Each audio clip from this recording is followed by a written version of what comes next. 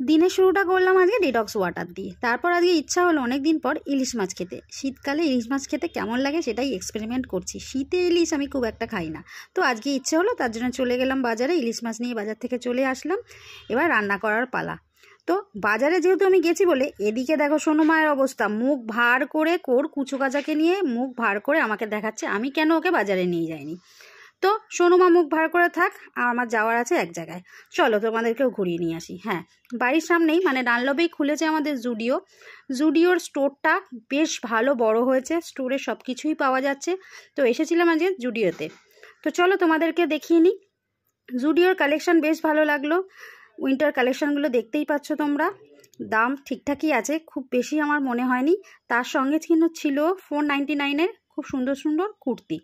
এই যে কুর্তিগুলো দেখতেই পাচ্ছ। তারপর সবাই মিলে ঘুরে ফিরলাম আবার বাড়িতে। দেখা হচ্ছে নতুন একটা মিনি ব্লগের সাথে।